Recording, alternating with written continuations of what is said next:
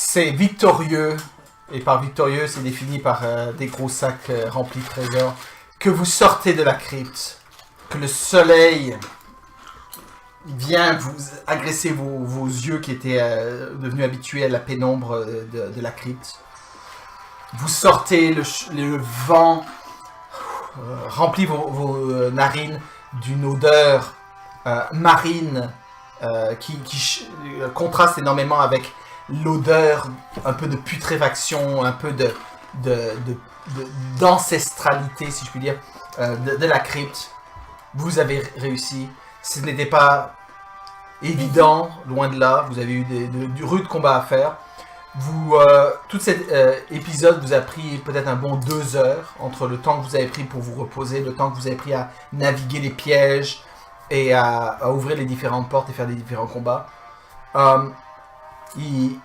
Le soleil est déjà haut dans le ciel, en train de redescendre. Il est à peu près 1h de l'après-midi. Vous étiez parti très tôt le matin avec le bateau, mais le temps que le bateau se remette à flot, fasse le tour de l'île, que vous trouviez l'endroit où se trouvait la crypte, tout ça a fait en sorte que maintenant vous êtes à peu près 1h de l'après-midi. C'est la même journée où on avait combattu l'Orsibou. Vous avez combattu l'Orsibou, c'est hier. Parce que vous avez été revenu chez vous au camp et vous avez pris un long repos. Okay. Donc, c'est ainsi que vous faites route, décidant de retourner vers le bateau. Plus exactement vers la chaloupe que vous avez laissée. Peut-être avec un matelot qui se cache et qui garde un œil dessus. Je vais vous demander un jet rapide. Vous connaissez le chemin, mais juste pour la forme. Un jet de survie pour que probablement Rodash vous guide. Un seul. 18. Il connaît bien maintenant le chemin parce que vous avez fait des allers-venues autour pour essayer de trouver l'endroit. Vous retrouvez, c'est bon. Mais sur le chemin, vous entendez des bruits à un moment donné. Et Rodash, vous dites-vous. Et vous entendez des petites voix criardes qui se parlent dans un langage que vous ne comprenez pas, je pense pas. Gobelin? Le gobelin. Et effectivement, vous voyez une troupe de 6 gobelins qui sont en train de chercher et de fouiller l'endroit. Et ils se parlent entre eux. Et ils ne vous ont pas remarqué. Mais vous remarquez que celui à leur tête, vous le connaissez. Il s'agit de Karalol, le seul survivant de l'expédition qui vous avait accompagné dans les profondeurs du temple. Et Karalol est en train de donner des ordres et les autres suivent les ordres. Et il semble être chef. Et parmi les autres gobelins, vous remarquez que il y en a qui sont particulièrement jeunes et il y en a une, c'est une femme, une femelle. Mon save, coucou! Donc Sarakas se lève. Il se tourne vers vous. Ah! Vous êtes là! Vous dit-il dans un langage commun un peu brisé. Et ils se regardent les uns les autres. On faut passer, bye bye. Et l'un des plus jeunes, qui est sûrement un adolescent à tout casser, prend un sprint et commence à partir dans une direction. Et Karalol dit « Ah, ami, je suis heureux d'avoir trouvé vous. » Mais on doit partir, bye. Mais pourquoi vous m'avoir laissé comme ça? Vous m'avez dit... Il y a eu un trafic, il y a eu un problème de dernière minute. Ah! C'est quoi ton Ils nous ont capturés, mais là on a réussi à s'en sortir. persuasion? T'as plus combien? Est-ce qu'on peut demander plutôt à Ender? Non, c'est toi qui parles. 3. Ok. T'as combien en... Comment ça s'appelle? Perspicacité. Je suis nulle en perspicacité. Non, 3. Et combien as-tu, Ender? 1. 1? Ok. Oui. Que s'est-il passé? Pourquoi? C'était il y a déjà 3 jours. 3 jours et vous êtes pas arrivé, vous êtes retrouvé ici. Il on se fait prendre par des elfes qui nous ont emmenés dans notre repère, mais on a réussi à s'enfuir. Des elfes? Ah oui, bien sûr, des elfes. Oui. Et après, dans quel repère? Où vous êtes arrivé? Là où il y a la grande... là où il y a ce qui brille, le phare, c'est le repère des elfes. Ah, le repère des elfes, là. Puis il pointe, puis effectivement, on voit entre les branchages Nous sommes allés là, mais il n'y avait pas vraiment beaucoup de monde. Il y avait juste un de leurs compères qui était arrivé avec des... Ils nous ont pris avec des chaînes. On a réussi à s'enfuir et donc on a rejoint notre bateau. Et voilà. Ok. Toi, avec ta perspicacité, tu remarques que l'explication que donne Sarakas n'est même pas cousue de fil blanc. C'est comme ça qu'on dit, une expression qui veut dire que plein de mensonges, cousu de fil blanc. Dans son cas, c'est comme toute l'histoire est faite avec du fil blanc. Ta perspicacité te dit qu'il a vraiment pas été bon dans sa supercherie à essayer de faire passer cette histoire. Mais étrangement, le gobelin est là. Ah, il boit tous ses mots et il pose plus de questions. Ah, et comment sont ces elfes? Comment sont? Vous les avez sûrement vus. Ils sont forts, très bons au combat. Redoutables. Redoutables? Et... Pour l'instant, t'es le seul qui est sorti de tes fourrés. Peut-être que si vous me dites que vous êtes resté tapis, vous êtes toujours invisible à moins qu'il réussisse un jet. Elle a détruit des mots.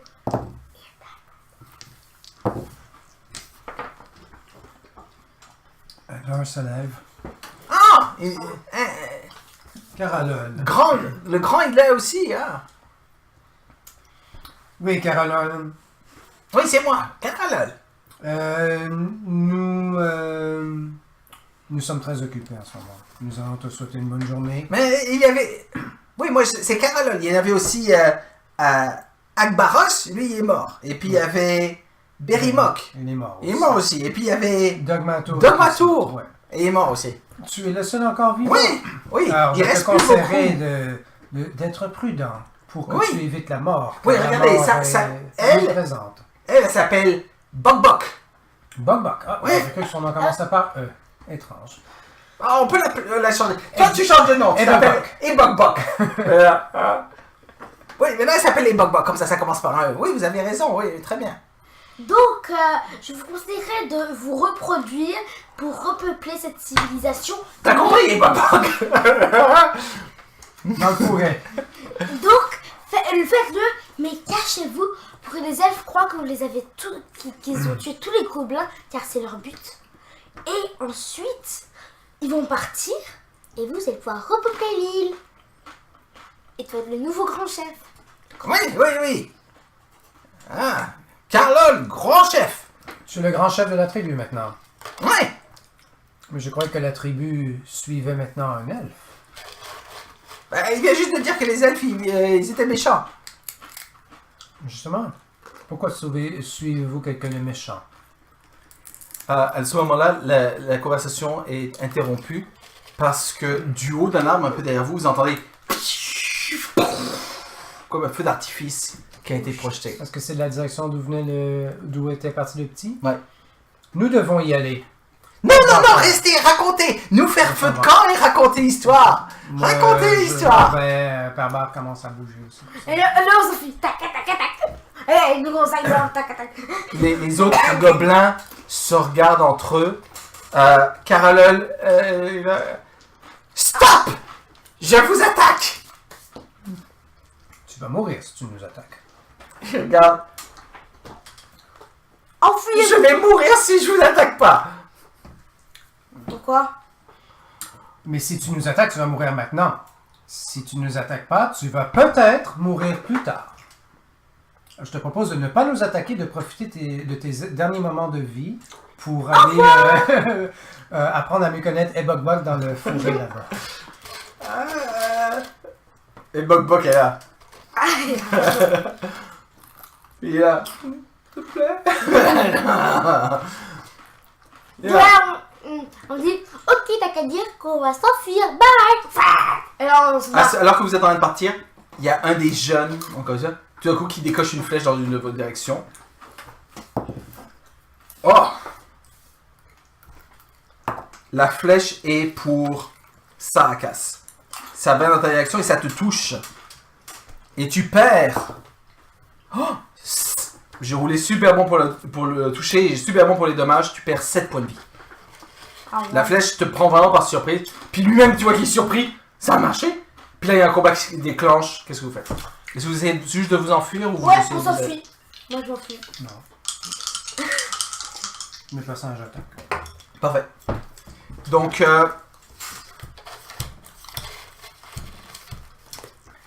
Allez, c'est... Mhm. Élevé. Les deux attaques. Mhm. Barre. Ouais. Il y a des espèces de manigances, là. C'est pas net leur affaire. parfait. Donc, Sarakas, lui, prend les sacs d'or.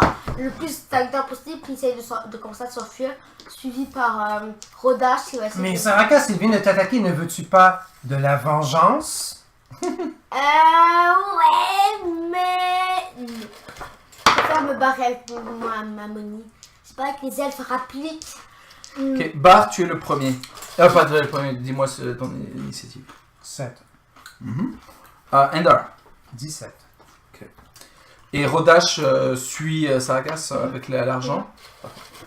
Je vais essayer de prendre de l'argent ça. Parce qu'ils disent, on n'a pas envie de s'envoler notre monnaie par les elfes. Bye. Donc, les premiers à agir, c'est en fait les gobelins. maître de donjon Qui sont... Je sais tout. Les gobelins qui... Voyant que tout d'un coup, les choses empirent d'une manière qu'ils n'avaient pas vraiment voulu, c'était juste un coup de flèche qui est parti un peu à la va-vite. Ils décident de se battre, mais c'est un petit peu désorganisé. Il y a 5 gobelins présents. Et tout c'est pour les jeunes. Gobelins, gobelines, ils se mettent à attaquer pour rendre les choses plus faciles. Ils attaquent tous avec la même initiative qui se trouve avoir été excellente. Là maintenant, il y en a qui en a 5. Il y en a 2 qui sont en train de s'enfuir. Il y en a 2 qui stand by ground. Chacun se fait attaquer par un, sauf l'un d'entre vous qui se fait attaquer par 2. C'est le pauvre Sarakas. Qui est là. Regardez, s'enfuit. Oui, ils s'enfuient, mais ils sont armés avec des arcs et tout ça. Ils vous tirent dessus avec des arcs. Donc, Sarakas, tu as une flèche qui te touche. À moins que... Non. Ensuite, on va faire Endar. Endar, tu es touché.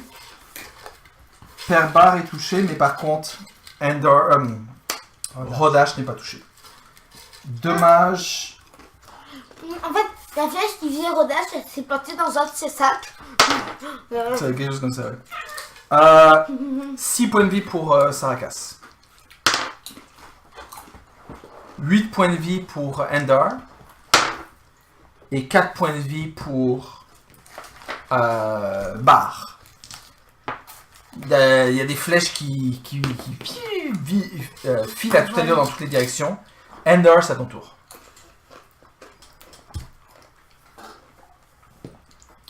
J'envoie une explosion occulte sur... Il y a celui qui a envoyé la petite flèche le premier. Il y a Ebok et il y a sur Caralol. Caralol qui est le chef, semble-t-il. 14. 14, tu le rates de 1. Malheureusement, ça passe juste à côté de lui. Oh, ses yeux sont grands ouverts. Bar. Bar, il va attaquer avec son marteau celui qui l'a attaqué. Ok, il s'approche. Parce qu'ils ont tous tiré avec des flèches. Donc, En fait, il a le pic de Nigla. ah, ouais, Ça leur fait peur. tu vois, effectivement, ils sont en train de tous... ils savent pas trop ce qu'ils font. Ils savent pas trop si c'est leur dernier moment qui est arrivé. Mais d'un autre côté, c'est des gobelins. Ils savent qu'attaquer, c'est leur mode de vie. Donc, 20 naturel. 20 naturel. Premier vin naturel, bravo. Ouais, merci. Comment ça marche déjà les critiques? Tu roules 2 fois les dés. Ok. Au bout de Mais 2 tu- fois, non, tu doubles. Oh, tu peux le rouler 2 fois. Ou tu peux le doubler si tu veux. là. C'est juste le moment que t'es consistant. 9 points de vie. 9 points de masse sur celui qui attaquait Bar. qui attaquait Bar. Il tombe sous le coup, le crâne fracassé alors que le pic s'est enfoncé dedans. Ouch. Les gobelins voient ça. Sarakas écrit enfuyez-vous. Enfuyez-vous. Attention, je... Oui, enfuyez-vous, gobelin! Oui. mais c'est trop vite que ça tourne. Le plus jeune et Bok Bok s'enfuit. Alors que les deux autres, ne sachant pas que les autres s'étaient enfuis, continuent à tirer. Ça là. Nous pouvons vaincre, dit-il en gobelin, que tu penses que c'est sûrement qu'il est en train de dire, dit Carolol. Donc, Carolol brise la corde de son arc alors qu'il essayait de tirer. Sérieusement, il va plus pouvoir l'utiliser? Bon, il pourra toujours le réparer, mais pour l'instant, je vais dire que non. Et l'autre à ses côtés, qui attaque vaillamment, attaquer Père Bar et touche le Père Bar, lui faisant 5 points de dommage. Ça va je vous guérirai pas si vous tombez. C'est au tour d'Endar. Endar, tu en vois 2. Il y en a 2 qui sont enfuis, il y en a un qui est mort. Je tire sur Carolol. Ok. Touche. Parfait. Ouch, le pauvre. 13 points de dommage. C'est presque 2 fois le nombre de points de vie qu'il avait. Il revole en arrière, carbonisé avec un trou dans la poitrine. Et le dernier, comme a les yeux gros, et il laisse tomber son arc. Mais c'est pas à son tour. C'est au tour de Père Bar.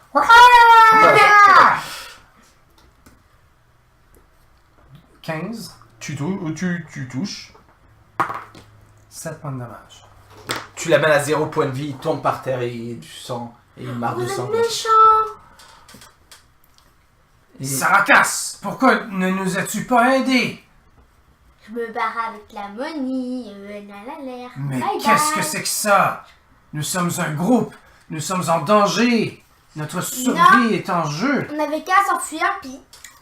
Mais ces gobelins avaient des flèches, ils auraient pu nous tirer dessus pendant que nous on aurait été trop loin après. Il y a un petit enfant gobelin ou un adolescent qui revient, tout content, puis il voit ça.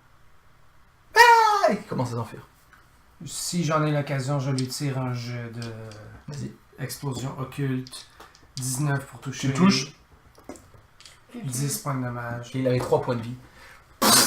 Tu décores la faune et plutôt la flore locale avec ses intestins. Il est complètement détruit. Je prends mon sac d'or et je suis Saracas. Vous vous remettez en route.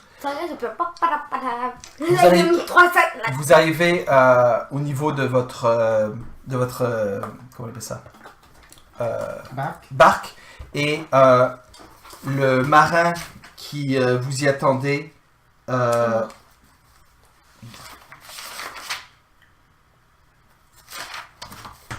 le marin qui vous y attendait, je sais que j'avais son nom quelque part, c'était un des marins que vous alliez sauver. Là, je l'ai ici. Je sais pas ici. Non. Bon, tant pis. Fanob, le matelot que vous aviez sauvé dans la première aventure, qui est là. Il dit chut, il y a des gobelins dans la région. Ils fouillent pas, ils circulent, je les ai vus passer et tout ça. Et j'ai vu un gros feu d'artifice aussi. Nous en avons rencontré certains, oui. Okay. Je crois que nous devrions quitter sous peu. Ok, allons-y. Vous rentrez à la barque, vous commencez à pagayer. Vous arrivez au bateau, vous montez avec votre butin. Et à ce moment-là, vous voyez que sur la côte, vous voyez 2 formes. Vous voyez 2 elfes. Une blanche et une noire. Exact. Vite. Une blanche et une noire. Parce qu'il y a un elfe noir et puis l'autre c'est le père de Shalali. Est-ce que Shalali est sur le pont? Oui. Comment elle semble... Elle est comme un peu figée, elle ne sait comment... Vite, quittons cette île! Et effectivement, c'est ce que vous faites et ils ne peuvent que vous voir partir par-delà l'horizon. Alors que vous quittez l'île. Non, la terre de vague. Mais en fait, l'île du dragon des mers. L'île, vous l'apprendrez plus tard parce que ça n'est jamais venu dans les discours. Elle s'appelle Off-Tour. C'est le nom de l'île.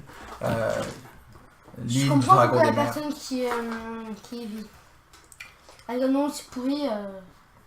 Je vous dis à Off-Tour. Ah, pourquoi pas. Alors, c'est ainsi que, en fait, en d'autres mots, quelque part, s'achève cette première aventure, si on veut. Parce que vous avez réussi à atteindre vos fins, c'est-à-dire quitter sain et sauf l'île. Et effectivement, vous n'êtes plus pas attaqué en chemin par aucun dragon des mers. Et en plus, effectivement, en chemin, vous avez gagné de l'argent et gagné des niveaux. Donc, de l'expérience. Mais Des niveaux. donc, vous pouvez vous reposer, compter votre argent, le distribuer de la manière dont vous pensez être la plus appropriée. Et vous prenez route vers Gaston Hall. Pendant ce temps, Ender va écrire son livre. Ouais, je vais Je commencer. peux commencer à faire ça. Les Minotaures et leur comment Mais ils se sont fait défoncer par un monstre tentaculaire. Par Ender Olsen. Les maison mystères d'édition. de l'île d'Oftour. Ouais, c'est ça. Non, parce que c'est aussi qu'à Herbrir. Plutôt le mystère des Minotaures. Non, c'est l'histoire vraie des Minotaures. Le déclin de l'Empire Minotaure. Oh, c'est bien ça. le trajet qui vous amènera de l'île d'Oftour jusqu'à Gaston Hall probablement va vous prendre encore, on parle d'un voyage peut-être d'une petite semaine, dépendamment de combien le vent est à votre aide. Ceci dit, assez rapidement, peut-être le soir même, la vieille dame du village de pêcheurs que vous aviez sauvé des prises des demi-orques, des bâtards de Grumsh, elle s'appelait Aphiria, vient te voir, Sarkas. Et elle te dit, oui, je voulais vous parler, si je peux. C'est à propos de cette jeune enfant, Mara. Oui. Elle est muette, que vous avez ramenée. Je ne sais pas si vous aviez remarqué, autour de son cou, elle avait un torque. Tu sais quoi un torque? C'est les genres de collier qu'on mettait parfois aux esclaves ou des trucs comme ça. C'est un gros collier solide qui entoure le cou. Mais dans son cas, c'était plus en argent. L'image que j'ai pour Mara est ici. Ça, c'est l'image. Et si tu vois sur l'image, elle a un genre de beau collier en argent. Là, Non, je n'arrive pas à voir. Dans ses mains. Dans ses mains. Ah, dans ses mains. C'est Je croyais que c'était des lunettes. Non, c'est un genre de collier. Et effectivement, là, elle la voit dans un coin, là, elle la tient comme ça. Elle dit, donc la vieille dame t'explique, oui, je suis auprès des miens dans mon village, je sers de sage-femme. J'ai certains dons pour la magie. Je la contrôle pas très bien. Elle vient à moi de manière inexpliquée et mal contrôlée. C'est peut-être pour ça que j'ai pu sentir quelque chose.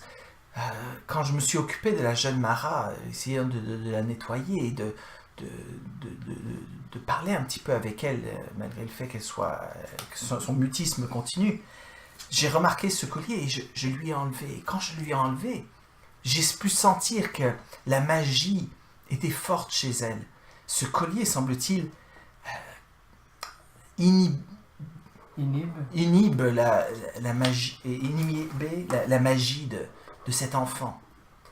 Et je pensais qu'il serait bon que je vous en parle. J'ai pensé en parler aussi à votre compagnon Endar, mais il est particulièrement occupé à prendre des notes, ou je ne sais pas ce qu'il fait. Et, entre vous et moi, j'ai préféré vous en parler à vous directement. Je comprends. Donc, oui, c'est ça. Je pense que Mara est une sorte... une enchanteresse, sorcerer. Ouais, ça sort. Ouais, enchanteresse. Ensorceleuse. Ensorceleuse, peut-être. Donc, je pense qu'il serait bon qu'elle ne garde pas cet objet, ce torque. Tenez, je vous le donne. Donc, elle te remet en main le... Je crois que la fille l'avait. Ouais, bien, elle va le récupérer puis elle te le donne.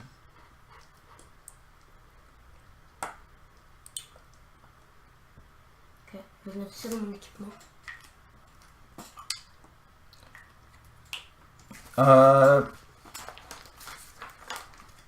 Très bien.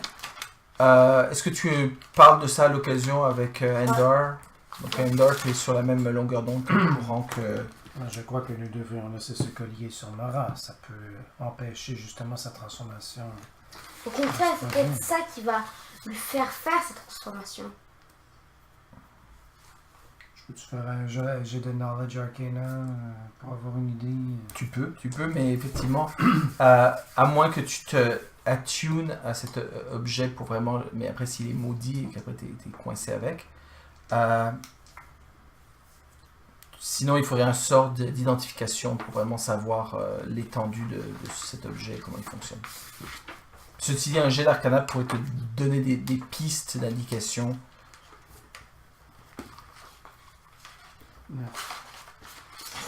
Ok. Ça te dit rien, c'est pas quelque chose de très commun. Est-ce que Sarakas peut lui aussi essayer? Par contre, Nakata pourrait essayer, mais elle ne possède pas le sort d'identification non plus. Est-ce que vous voulez prendre le risque d'essayer de vous attuner à cet objet pour, Ah, c'est pas Sarakas. Parce que là, si c'est un truc qui empêche la personne d'utiliser la magie, ça prend un Remove Curse pour... Probablement, oui. Mais ceci dit, c'est bizarre parce que ça a l'air que la vieille dame est arrivée à l'enlever de Mara. C'est-à-dire que Mara a résisté un petit peu comme si elle voulait le garder, comme si c'était comme la seule chose qu'elle avait de précieux, mais finalement elle a été convaincue de le laisser. Et elle n'a pas eu l'impression d'avoir beaucoup de difficultés à lui enlever, donc c'est bizarre. Si c'était vraiment curse, elle n'aurait pas pu lui enlever. Okay. À moins que le curse ait été brisé récemment ou qu'il soit brisé à cause d'une circonstance qui s'est pas produite ou quelque chose. Endor va essayer de s'attuner. Okay. Tu prends le temps de faire ça, effectivement.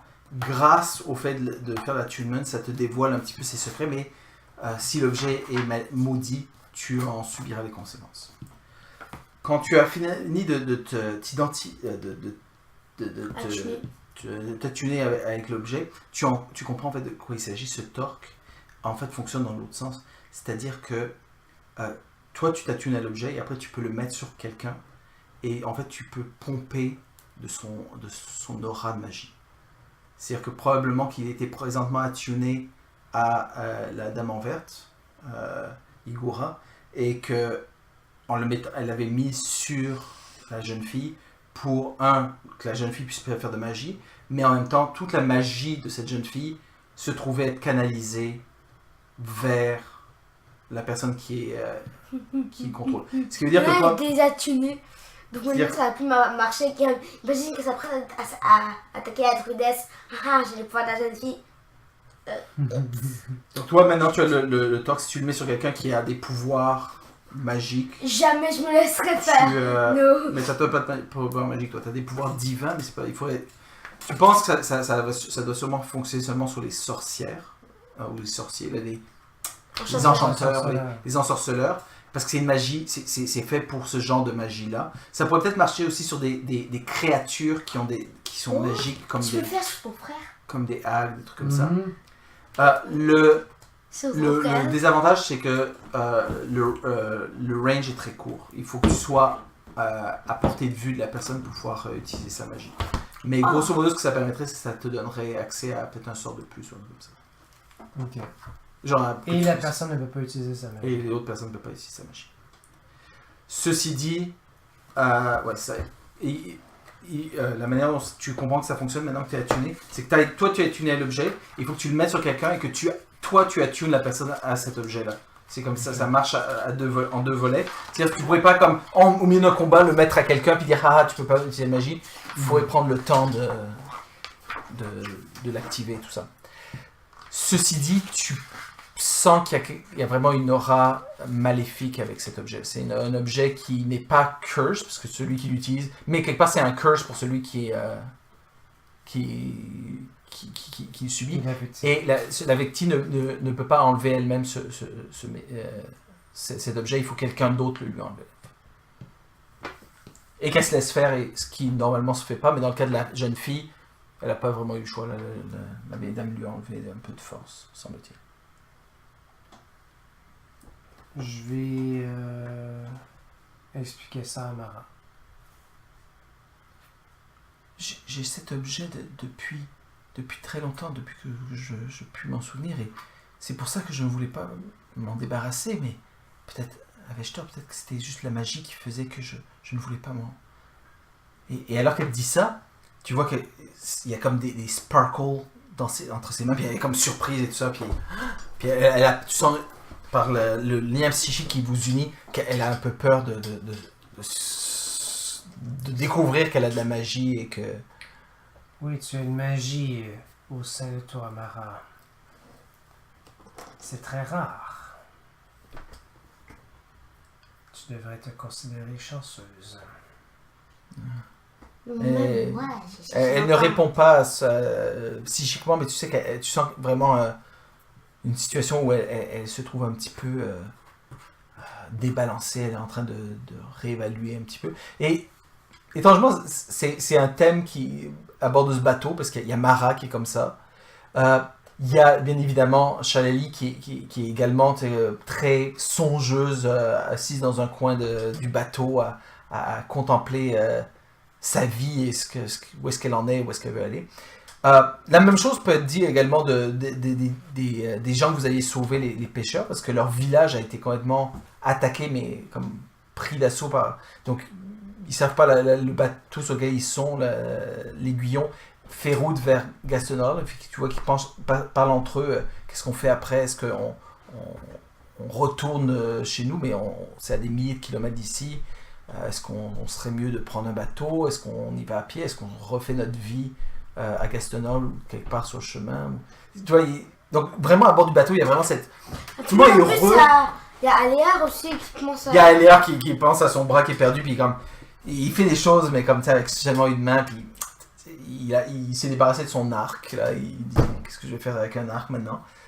Mais il a quand même le moral, puis il a pris le temps, maintenant qu'il a repris du poil de la bête, et qu'il est conscient, il est venu vous remercier l'un et l'autre, mais il a pris aussi le temps de remercier Père Bar et Rodash qui était venu avec vous. Donc il est quand même content d'être vivant, puis c'est un bon vivant, c'est quelqu'un qui sait profiter de ça, mais c'était une personne qui était déjà de nature très mauvaise à articuler ses sentiments. Il le fait de manière un petit peu awkward et bizarre, mais après tu vois qu'il est beaucoup plus renfermé, il est beaucoup moins à parler avec les gens, il est plus terne du fait d'avoir perdu un bras. Donc tout ça fait que vraiment tout le monde est super content d'avoir survécu à tout ça, d'avoir réussi à quitter l'île. Mais il y a comme une aura un petit peu de... Le prix à payer a été lourd, et puis on ne sait pas trop ce que le lendemain nous réserve. Je ne sais pas si à cette occasion aussi, le soir, Père Bar est super intéressé à vouloir en savoir plus sur ce que tu as appris de la fresque. Je suis heureux de savoir que j'ai déjà un lecteur aussi enthousiaste. Dès que mes quelques premiers chapitres seront écrits, je les ferai lire. Perdant, vous serez mon premier lecteur. Tu vois qu'il rigole un peu dans sa barbe. Oui. Si vous voulez, mon ami, à Gastonol, je pense que je pourrais vous mettre en contact avec la guilde des chercheurs de secrets. Les chercheurs de secrets sont des explorateurs, historiens, mais avec un penchant très aventurier. Et donc, je pense que ils seront heureux de mettre à la disposition d'un plus large public votre écrit. Voilà. Mais donc, du coup, tu parles pas de ce que tu as trouvé relativement à cette fresque et tout ça?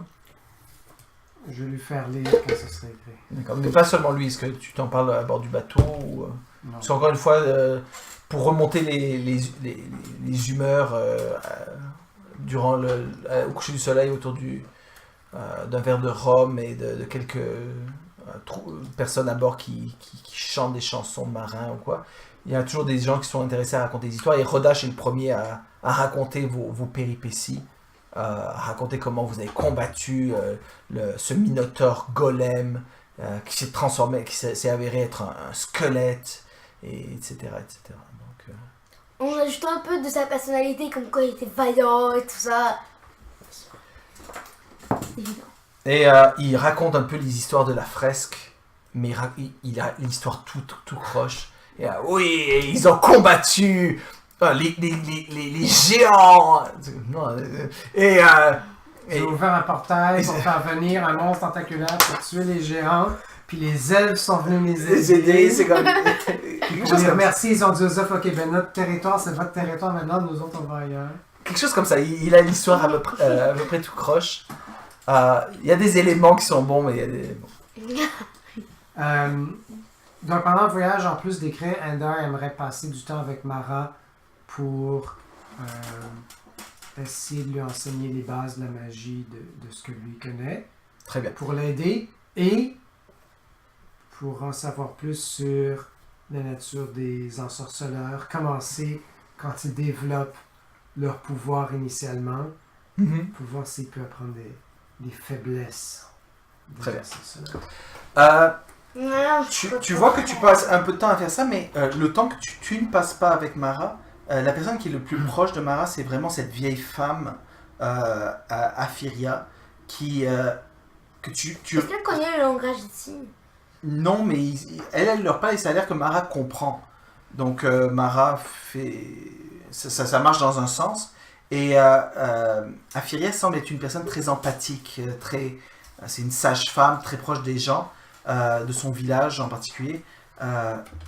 Tous les gens de son village se tournent vers elle comme étant un petit peu la de facto chef, leader du groupe. Effectivement, donc, Aphiria passe du temps, et c'est à ce moment-là que tu remarques effectivement qu'Aphiria, elle aussi, a quelques pouvoirs magiques, comme elle le disait. D'ensorceleuse. Mais ça a l'air d'être très très bien. Je vois qu'ils sont très répandus. Non, ils sont assez rares. Ils sont assez rares, mais ça donne que à bord de ce bateau, vous en avez deux. Plus Nakata qui est pas ensorceleuse, elle est vraiment magicienne, et toi qui est un sorcier. On me disait plutôt plus de la famille de Endor. C'est très fortuit que vous soyez une ensorceleuse, que vous possédiez ces talents innés, Aphiria. Ah non, je n'ai rien de tel, te dit-elle. Non, c'est juste que je sais m'occuper des gens et les grossettes de grand-mère, vous connaissez, mélanger un peu de d'aubépine avec de la mandragore, et vous avez un puissant anesthésiant pour... Mais je crois que vous avez quand même beaucoup plus grand lien avec Mara. C'est un une lien jeune qui va dans la fille. magie au-delà de l'alchimie. Non, simplement que j'ai pris son collier hors d'elle, et je pense que ça a libéré effectivement la magie qu'elle a, je pense, oui. Effectivement, elle essaie de minimiser ou même de nier le fait qu'elle a de la magie. Mais effectivement, tu sens que si elle en a, c'est très minime. Elle est vraiment poche dans le spectre de la puissance des sorciers. P1. Définitivement, elle est... Niveau 1. Elle est genre niveau 1. Elle a peut-être un petit truc. Vous devriez être heureuse. Certains voudraient avoir ce talent. Quelques mois.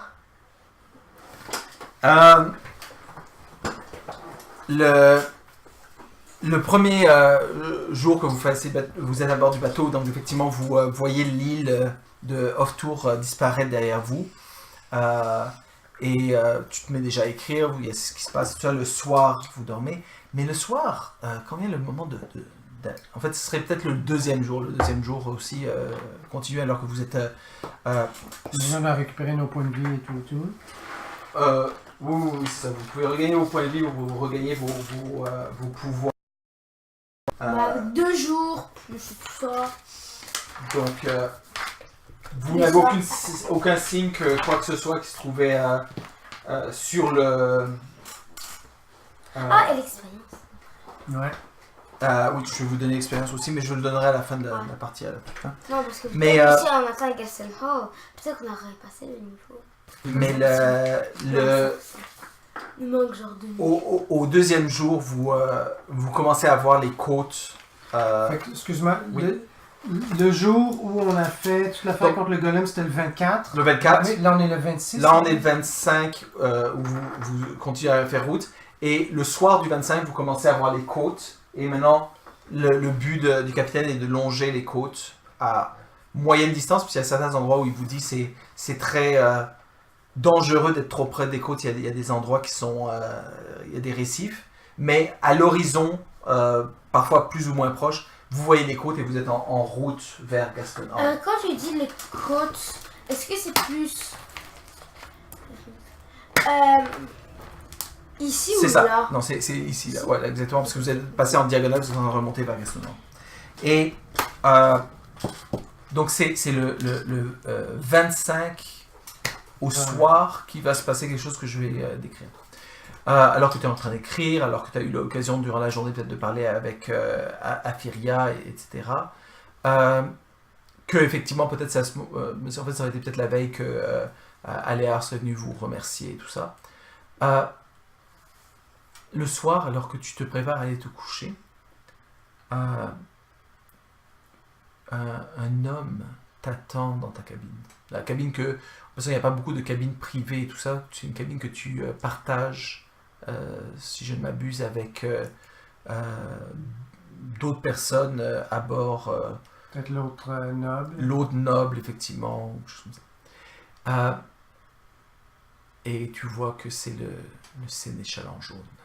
Cet homme fantomatique, si je puis dire, parce que toi tu le vois comme fait de chair et de sang, mais personne autour de toi semble l'identifier. Est-ce qu'il y a quelqu'un d'autre dans la salle? Non, à ce moment-là, il n'y a personne. Bonsoir, mon cher. Bonsoir, je suis heureux. Heureux car le roi en jaune est heureux. Heureux de ce que vous avez découvert. Heureux de la manière dont vous avez pu développer ces talents et ces pouvoirs que notre maître nous accorde. Félicitations. Merci beaucoup. Oui, il est particulièrement heureux de ce que vous avez pu trouver dans la crypte. Puis là, tu as un flash encore une fois de ces étoiles alignées et tout ça. Et déjà la nuit dernière, ça t'était revenu alors que tu t'endormais, mais bon, pas plus. Mais là ça revient comme un flash, comme si ça avait été produit, comme si il ramenait ça à ton esprit, puis ça fait comme vraiment un flash. Et tu vois qu'il a un rictus de satisfaction sur le visage. Oui, notre maître est très heureux. Oui, certains symboles peuvent avoir un effet de choc sur l'esprit humain. L'esprit humain est si faible, n'est-il pas? C'est le seul qui était à ma disposition. Oui, mais plus maintenant. Maintenant, vous avez accès à tellement plus. Vous êtes capable, vous avez vu, de parler télépathiquement avec cette jeune fille. Vous êtes capable de lancer de puissants sortilèges. Vous êtes capable d'être ici un instant et d'être ailleurs un autre instant. Même les douleurs, même psychiques, sont absorbées par l'aura de notre maître. Oui, nous sommes tout particulièrement gâtés, vous et moi. Ceci dit, il y a un prix pour cela.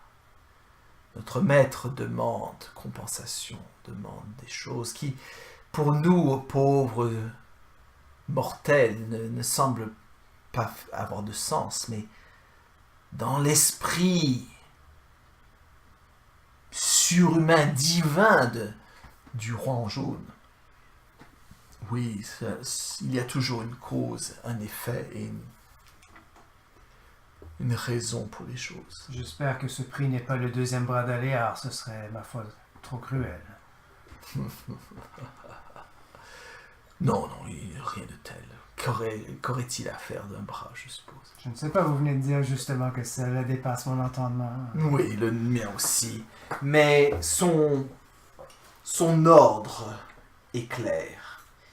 Il désire de vous une chose toute simple. Un sacrifice humain. Il demande à ce que vous offriez le sang d'une victime d'ici avant ce que vous arriviez à Gastonor. Mais pas n'importe quelle victime. Notre Seigneur a toujours des prérequis particuliers. Cette fois-ci, il demande le sang d'une personne possédant la magie en elle. Mais cela tombe bien, je pense que à bord de ce bateau, je pense qu'il y a au moins 3 personnes. Si ce n'est 4, mais le suicide, quelle serait l'idée à cela? Non, je pense qu'il y a au moins 3 personnes sur ce bateau qui qualifieraient. Choisissez celle que vous voulez. Faites ça de la manière dont vous voulez, mais son sang doit couler, la vie doit s'échapper de ce corps. Et cela satisfera notre Seigneur. Mais la vieille a peut-être plus beaucoup de temps à vivre. On pourrait aller se faire. Il faut que ce soit fait avant l'arrivée à Gastonor. Les étoiles, dit-il en pointant vers le ciel. Les étoiles le demandent. Endor répond rien, comme sa mâchoire qui semble très crispée. Une goutte de sueur qui... Bien sûr. Je n'en ai aucun doute. Et un instant il est là, un instant il n'est plus là. Il n'y a même pas de transition de pouf de... C'est juste comme si une image avait été éteinte. Endor s'avance près d'un cabinet ou d'un coffre dans sa cabine qu'il ouvre. Dedans, il y a une bouteille. Il se verse. Et il s'assied sur son lit, puis il a l'air très songeur, puis ses mains tremblent un petit peu. Cette même nuit, Sarkas, tu dors. Après une bonne journée de repos, après toutes ces actions, ces activités, c'était la première journée de vrai repos où tu n'as rien fait pendant une journée. Et quand je dis rien fait, tu as peut-être parlé avec les gens, mais t'as pas eu à te battre, t'as pas eu à sauver, ou à te battre pour ta vie. C'était une journée vraiment relax. Donc tu t'endors avec beaucoup plus de... tes muscles sont plus relâchés. Tu as certaines t'es ankylosé à certains endroits où tu as reçu des gros coups. Tu as reçu des méchantes attaques, que ce soit du gros minotaure, que ce soit... du minotaure zombie. Ou ça, effectivement. Donc, la magie... Je déteste les minotaures. Hein. Mais effectivement, alors que tu as toujours encore une fois cette corne de minotaure qui sort de ton côté, mais tu sais pas à quel point c'est... tu trouves ça désagréable quelque part, parce que tu te sens teinté. Chaque fois que tu essaies de te concentrer sur ce qui est mauvais à bord de ce bateau, ce pouvoir, c'est pas quelque chose que tu fais tout le temps, mais parfois ça revient toujours à ton côté. Toi-même, tu es la source de l'une des choses les plus mauvaises que tu t'es juré de combattre. C'est vrai que quelque part, ta manière de voir les choses en tant que paladin de la vengeance, c'est... d'aller pour le plus grand mal. Donc, quelque part, c'est un meilleur bien que d'être en vie pour pouvoir aider les gens, même si le prix, c'est d'être un petit peu soumis à Orcus, au fait que tu as la malédiction d'Orcus qui fait en sorte que tu sois invisible aux morts-vivants. Ça peut avoir de ses avantages, mais aussi tu n'arrives pas à les taper. Tu repenses au combat que tu as eu contre le Flame Skull, puis à quel point c'est en fait Endar qui a fait tout le travail, parce que toi, à chaque fois, tu ratais, tu as touché peut-être une fois, mais... Deux fois. Ouais, mais tu te dis, si j'avais pas ça, je l'aurais complètement défoncé. Mais qui sait, peut-être qu'une prochaine fois, tes amis vont dépendre de toi et il va falloir que tu sois capable de... et là, t'es là, mais dans ces moments-là, tu repenses à la vision que tu as eue de Bahamut, qui te disait que de trouver l'homme à la barbe, qui te guiderait vers la flamme, qui te purifierait et t'enlèverait cette malédiction d'Orcus. Tu es en train de penser à ça et tu t'endors avec ça. Et durant la nuit, tu as un rêve. Et dans ce rêve, tu vois une créature néphitique, une créature qui irradie le mal, une créature qui brandit un spectre avec une tête de mort. Toi qui détestes tant les comment on appelle ça, les morts-vivants, mais comme les filons, parce que tu es un paladin, tu es contre ça, mais tu disais détester maintenant les minotaures. Il a un petit côté minotaure avec ses cornes et tout ça, même si son visage n'est peut-être pas celui d'un buffle. Et cette créature vient et sa seule présence t'amène des nausées, ça te rend malade. Et tu vois que son ricanement sur son visage, son rictus, comme s'il il avait une main mise sur toi, quelque chose qu'il te contrôlait quelque part. Et tu trouves ça absolument dégoûtant, tu trouves ça horrible. Et tu te réveilles en sueur. Tu te réveilles en sueur après l'avoir vu et tout ça. Et tu as quelque chose dans ton esprit. Tu as comme un souvenir, même si tu n'as pas dans ton rêve de rappel, il s'adressait à toi ou il te parlait. Tu sais que, comme si c'était quelque chose d'inné, tu sais, c'était quelque chose qui venait vraiment, que tu connaissais intuitivement. Tu sais que les étoiles dans le ciel sont au bon endroit pour aider Orcus. Et que Orcus exige que d'ici avant la fin de votre voyage pour arriver à Gaston Hall, tu sacrifies quelqu'un à bord. Soit Endar, soit la vieille Aphiria, soit la jeune Mara, soit Nakata. Il faut que tu sacrifies une de ces 4 personnes et tu sais que tu veux pas, c'est comme la pire des choses, comme tu es là pour défendre les gens, c'est comme ça va contre tout ton... Mais tu sais qu'il a un contrôle sur toi et tu sais que si tu le fais pas, tu penses que tu vas te réveiller en ayant commis le meurtre toi-même. Et effectivement, quand tu te réveilles en sueur et ça, tu as dans ta main ta dague. C'est comme, comment ça se fait que j'ai ma dague dans la main? C'est comme... Et tu trouves ça horrible parce que t'es un paladin, là, c'est la pire des choses qui puisse jamais arriver. Et effectivement, ce Orcus ricanait de pouvoir avoir un tel contrôle sur toi et ça le comblait de joie. C'est l'une des choses qui est la plus juteuse pour lui, c'est de corrompre, de pouvoir corrompre quelqu'un qui est dédié au bien.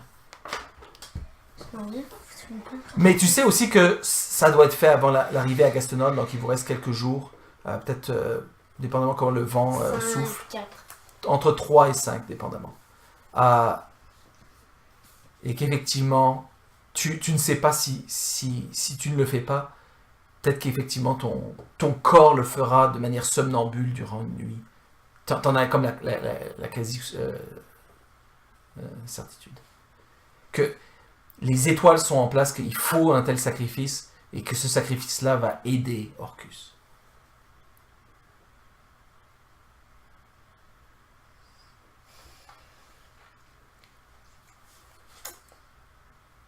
Le reste de la nuit, tu as du mal à trouver le repos et c'est sur le pont que tu es alors que qu'il fait noir et que seulement quelques vigies sont debout, les autres sont en train de dormir. Que tu es là, songeur sur le pont. Et étrangement, tu vois qu'à l'autre bout du pont, il y a Endar qui est songeur sur le pont. Mais bon, c'est peut-être une nuit pour être songeur. Tu vois aussi Chaleli qui est là dans un coin qui est songeuse. Plus encore, Maria, plus encore tous les autres trucs, plus du trop.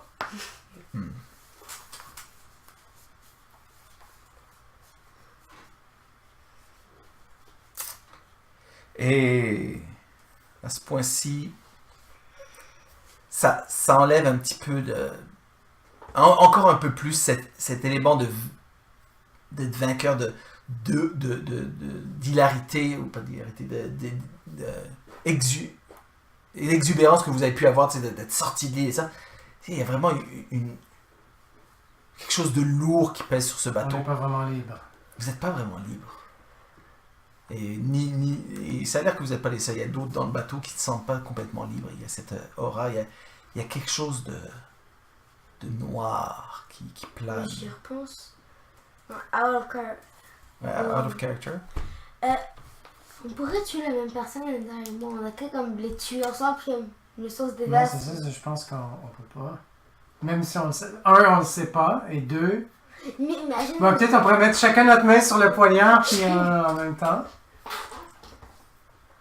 Mais par exemple, j'espère que la vieille, peut-être qu'elle va mourir sur un voyage. Si elle meurt pendant le voyage, ça compte pas. Il faut vraiment que vous... C'est clair pour toi, mais c'est clair aussi pour toi. On la tue après. Non, il faut sacrifier. Sacrifier, ça a un sens particulier. Il faut que tu enlèves une vie et tout ça. Et effectivement, ça va complètement contre ta notion de paladin. Tu penses même à un certain niveau que si tu le fais, tu risques de perdre tes pouvoirs de paladin. Mais tu sais, d'un autre côté, que si tu le fais pas, c'est probablement que tu vas le faire dans... C'est l'inverse. Moi, si je le fais pas, je vais perdre mes pouvoirs de Warlock. Je vais pas devenir un paladin. Et toi, tu vas devenir un Warlock. Allez, On échange au feu des personnages. Donc effectivement, les choses sont graves. Est-ce que je peux vous demander rapidement comment ça travaille dans votre esprit? Qu'est-ce qui... Ender est déjà en train de faire un plan, puis selon lui, c'est pas mal clair, c'est la pauvre Afiria qui va manger le coup. Qui va manger le coup. Ben, pour ça, Puis il c'est essaie la de voir même chose. avec quelle arme il va faire, à quel moment, ou avec quel spell. Fait que là, je me disais, là, je sais pas comment les choses sont dans le bateau, mais idéalement, lui, ce qu'il fait, c'est qu'il essaie de prendre une arme, comme un couteau, qu'il pourrait trouver quelque part, pas son propre couteau à lui. Ouais. Se mettre invisible, s'infiltrer là où elle dort, puis hopefully il n'y a personne. Elle n'a pas de cabine vraiment, elle dort sous, below deck, avec les... Et en général, est-ce que tout le monde dort en même temps? Il y a beaucoup de gens même qui dorment au même endroit, effectivement. Mais est-ce qu'il y a des gens éveillés ou tout le monde dort? Pas mal tout le monde dort.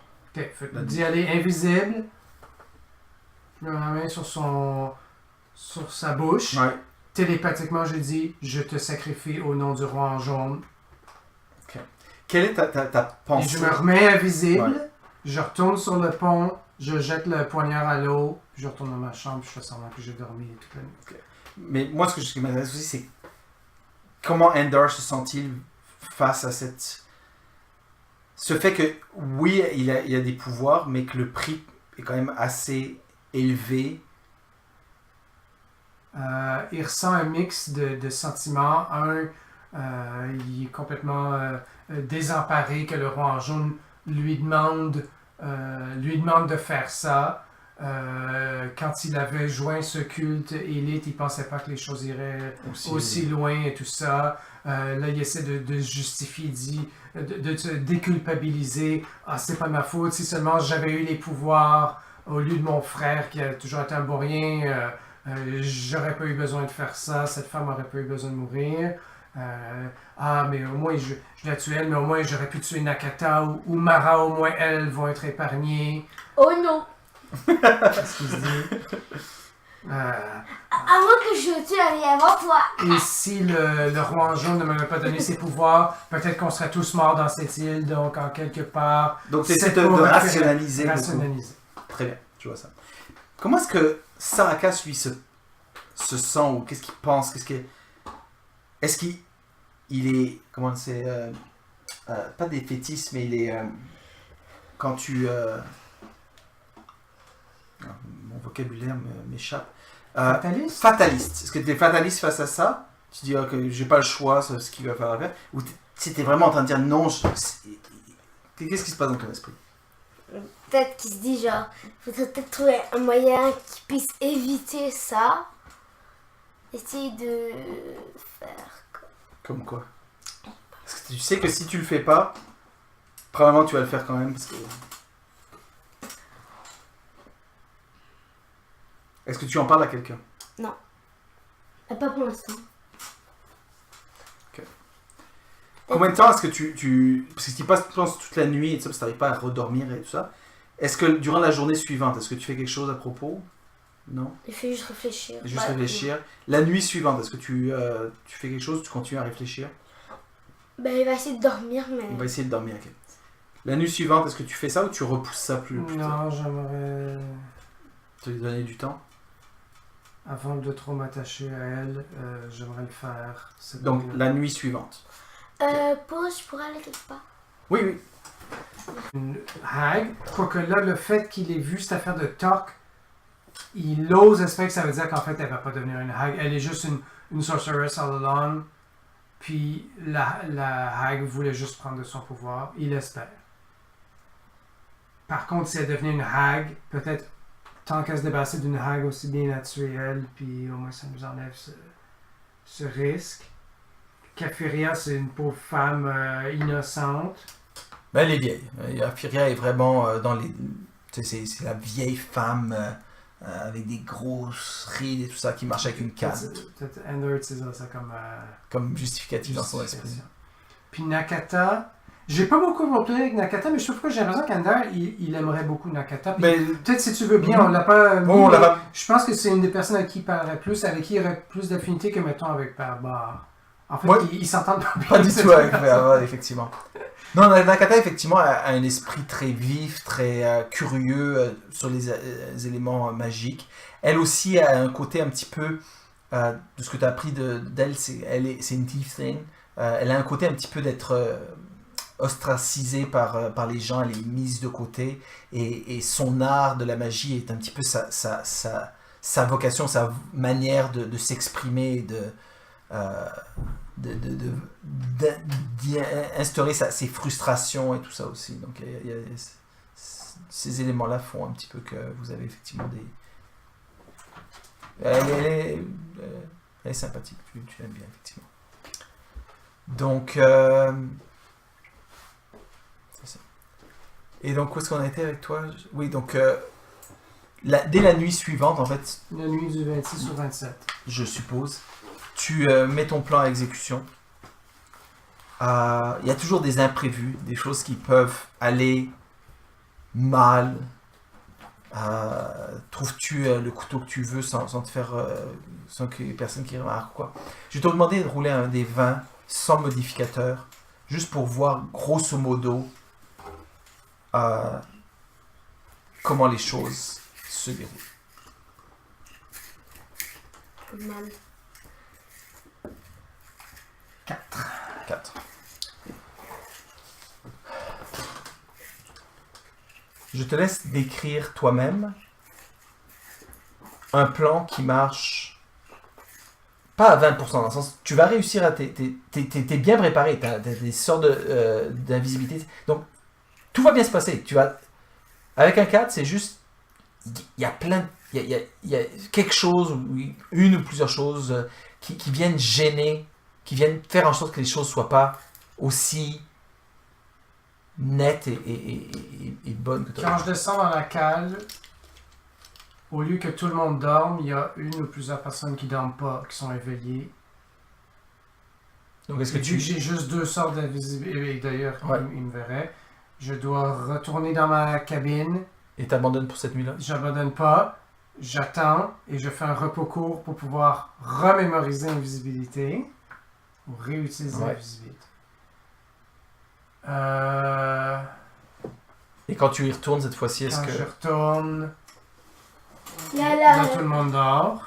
Mais, non, mais c'est plutôt celle que tu veux tuer qui est... Mais ton coup t'échappes des mains. je mets ma main, j'arrive devant Afiria, je mets ma main sur sa bouche, j'ai le couteau contre sa gorge, le contact la réveille, elle struggle un peu, mais elle est faible comparée à moi, et je lui dis mentalement, je te sacrifie au nom du roi en jaune, et je lui coupe la gorge, elle se débat, et pousse comme un gémissement ou un râle en faisant ça, c'est comme un sourd même sur ma main, et ça réveille quelqu'un, mais la lumière était très sombre et tout ça, même au pire j'aurais éteint les lumières avant de faire ça. Quelqu'un voit comme une forme, et alors que la personne se lève, la forme fait une formule magique et disparaît. Tu arrives à la surface, tu jettes le couteau, tu retournes. Est-ce que c'est correct comme C'est parfait. Okay. Parfait. Donc effectivement, le lendemain, c'est même la nuit même, là, c'est le drame. Là, il y a quelqu'un il y a un meurtre à bord du bateau. Et effectivement, on pointe on réveille tout le monde parce que c'est quand même un drame. Là, il y a quelque chose on veut savoir ce qui s'est passé. En particulier, le capitaine, il veut none of that on his ship, sur son bateau, un bateau dédié à Alvandra. Effectivement, il dit mais c'est horrible. Et il cherche et on questionne les gens. Et effectivement, c'est quelqu'un qui a de la magie, qui a réussi à disparaître, parce que c'était pas une potion magique, c'est vraiment un sortilège, dit la personne qui a été témoin de ça. Qui, je vais dire, est Zeth, parce que c'est un autre personnage qui est nommé. C'est un des autres pêcheurs, celui qui parlait l'orque, qui était un peu, pas fait d'esprit, mais un petit peu bête, là, un petit peu boorish. Mais effectivement, il décrit ça et tout de suite, on se pose la question s'il y a des magiciens à bord qui... Y a-t-il un magicien dans l'avion? Exactement. Quelqu'un d'autre. Et effectivement, les gens tournent un peu leur regard vers toi. Tu sens qu'il y a certaines personnes qui t'aiment pas. Je veux dire, oui, tu es le héros qui les a sortis, mais d'un autre côté, il y a des gens qui trouvent que tu as une aura un peu... d'un côté, peut-être un petit peu... comment on appelle ça? Arrogant. Mais pourquoi est-ce que quelqu'un d'arrogant aurait voulu tuer une vieille femme? Donc, effectivement, sinon, qui est-ce qui a des pouvoirs? Il y en a qui mentionne Mara, parce que Mara aurait des pouvoirs magiques, et peut-être qu'elle a vécu avec une hague, peut-être qu'elle est... Donc, effectivement, tout de suite, elle est mise comme... Nakata, c'est une tiefling, tout de suite les gens l'accusent juste du fait de sa race. Et toi, il y a plusieurs qui disent mais non, c'est un héros, mais d'un autre côté, il y en a qui t'aiment pas trop et tout ça. Ou alors, il y en a qui disent peut-être c'est quelqu'un d'autre, mais il faudrait passer au peigne fin. Et il y a des gens qui se tournent vers toi. Oui. Un truc que j'essaierais de red herring, ou une fausse piste, je dirais peut-être que le père de Shalali a utilisé sa magie pour se retrouver à bord et peut-être qu'il est caché dans la cale ou quelque chose comme ça. Exactement. Peut-être lui. Très bien. Les gens se tournent vers toi, Sarakas. Tu es un paladin. Est-ce que tu es capable de détecter le mal, détecter faire la détection du mal. Tu détectes tout ça. Et encore une fois, ça vient de chercher. C'est ton côté qui vient plus qu'autre chose. Mais tu sais que parfois, ça revenait souvent vers Endar. Tu sens qu'Endar a aussi quelque chose de mal à propos de lui. Il y a quelque chose à propos... Puis tu cherches dans le bateau et tout ça. C'est à peu près... Il y a un des pêcheurs qui les autres pêcheurs n'aiment pas tellement. Lui aussi, c'est comme t'es pas... Non mais non, c'est juste... Non, parce que ton truc, de toute façon, ne détecte que les fielons, les morts-vivants, les choses qui sont vraiment de nature connectées au mal profond. Donc non, finalement, il n'y a que juste toi. Et un petit peu Ender. Mais c'est tout. Donc, alors que tu penses... Ben, peut-être pas. Peut-être qu'un prêtre, si effectivement c'est la fausse piste que tu as lancée, si le prêtre Bivias Noriliath était à bord, c'est un prêtre de Vecna probablement que lui, tu serais peut-être un peu capable de le détecter avec ton pouvoir. Et non, il est probablement pas à bord. Tu penses pas. C'est ce que Saraka se dit, mais ce n'est pas à bord. Je l'aurais souvent détecté sinon. Endor, pour fausser aussi les pistes, essaie de jouer vraiment le protecteur, le gentil qui prend soin de Mara. Pauvre petite Mara, comme tu dois être choquée que cette pauvre Aferia qui prenait bien soin de toi. Effectivement, tu vois qu'elle est marquée parce qu'elle est là comme. Puis tu sens indirectement par la télépathie que elle te dit rien, mais tu sens quand même. Elle se sent un peu coupable. Elle se dit peut-être c'est de ma faute, peut-être c'est moi. Quand elle a vraiment ce doute en elle de ce point de vue-là. Ceci dit, quand tu as tué Afiria, tu étais en contact psychique avec elle et elle t'a regardé. T'as encore qui résonne dans ton esprit un genre de non, pourquoi? C'est quelque chose comme ça, là, c'est comme un cri de désespéré, quelqu'un qui s'accroche à la vie alors qu'on est sur le point de le tuer. L'endroit en passant, on a sorti le corps et tout ça, mais il y a une flaque de sang égorgée, ça fait couler plein de sang. Ce qui était le but quelque part. Endor est bon pour contrôler son visage et sa voix et tout ça, mais tu sais, quand il s'occupe de Mara et tout ça, elle voit que sa main tremble. Je vais te demander un jet de supercherie, je pense que supercherie, c'est comme bluff. Je vais juste vérifier. Parce qu'il y a persuasion qui est juste comme diplomatie. Mais comme... Supercherie? Ah, je suis pas bon, moi. Moi, je suis super. Super chérie.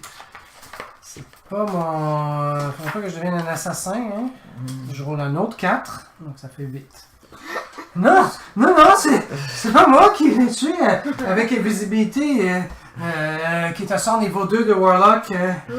Non, pourquoi vous avez dit ça? Puis j'ai pas jeté mon couteau, je veux dire, la personne n'a pas jeté un couteau, puis... c'était quoi la question encore? Ok. Juste... Tu feras le meilleur job que moi pour assassiner les gens, je suis sûr. Non, c'est déception, c'est bien... Comment ça s'appelle? Ça s'appelle supercherie en français? Ouais. Mais pas déception. Ce serait deception en anglais. Ouais, c'est parce qu'en anglais, ça s'appelle déception. Ouais. Deception. Je pense que c'est ça. En fait, déception, c'est plus le jet de dés. Hein?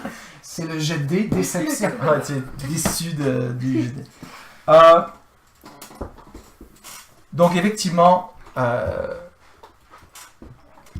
Je gagne pas d'Oscar pour ma performance. Non, effectivement. C'était bien pensé. Mais certaines personnes tournent leur attention vers Mara quand même. Mara aussi a l'air étrangement coupable. Endor travaille fort pour protéger Mara. Okay. Quelle est ton attitude, Sarakas, avec tout cette... Je pense comme si Orcus avait peut-être donné un ordre à quelqu'un d'autre de faire ça aussi. Ouais, mais tu sens au fond de toi que l'ordre tient toujours. On s'attend toujours à ce que tu fasses ça. Oui, mais peut-être qu'il veut que deux sacrifient. Et en passant, cette nuit-ci, d'accord, alors que c'était la première nuit depuis que tu avais eu le rêve, quand les gens ont appelé, ont sonné la cloche, il y a quelque chose qui s'est passé à bord du...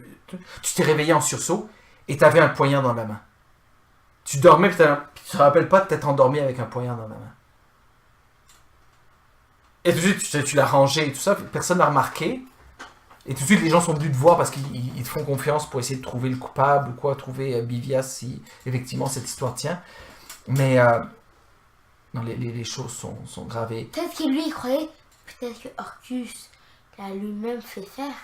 Peut-être que c'était inconsciemment qu'il l'a fait. C'est ça, peut-être que c'est toi qui l'as fait. Mais ton couteau n'était pas couvert de sang, mais tu l'aurais essuyé.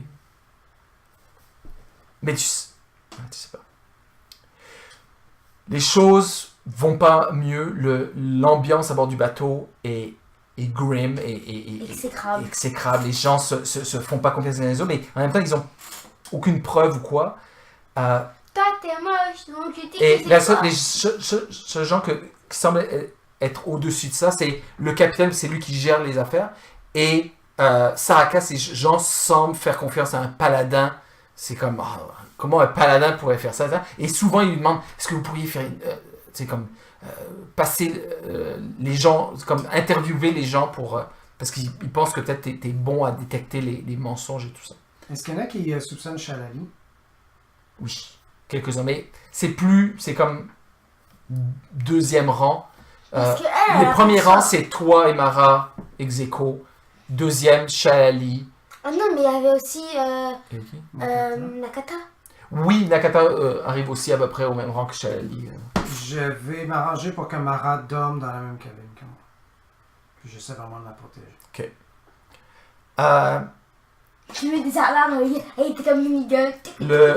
Puis je fais des choses comme, tu sais, je mets comme une chaise pour bloquer la porte. Des choses comme la journée suivante... Elle est comme très déjà, ouvre-moi, je vais aller aux toilettes. La journée suivante est, comme je vous disais, très, très, très sombre et tout ça. Même que le temps, il se met à pleuvoir ce jour-là. Donc, attends, excuse. Là, tout ce qu'on a décrit, oui, moi, j'ai tué Afiria la nuit du 26 au 27. Là, ce que tu as décrit, c'était pendant la journée du 27. Plutôt, oui. Puis là, ce que tu décris, c'est le soir du 27. Non, c'est la journée encore du 27. Ce que je voulais dire que je suis encore en train de décrire la journée du 27 parce que le capitaine te demande effectivement de juste parler à chaque membre de l'équipage, que ce soit les passagers ou et de leur dire est-ce que c'est toi qui l'as fait, et juste essayer de lire leur... parce qu'ils pensent que tu es un paladin et que tu es doué magiquement de ça. Ils demandent aussi à Bar, Père Bar, de t'accompagner et faire ça. Donc, je vais te demander de faire un jet de...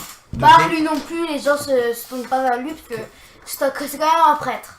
Oui, mais encore une fois, tout le monde commence à être stressé et il y a des histoires, tu sais, comme de gens qui étaient supposément des prêtres de Yoon qui se sont avérés être des gens de Vecna. Fait toutes les conspirations volent bas et tout le monde est un petit peu touché par ça. Sauf, comme je te dis, surtout toi, parce que les gens continuent à croire que tu es un paladin et quelque part, ils mettent beaucoup du succès de votre aventure sur tes épaules plutôt que sur celle du gars qui est hautain et un petit peu...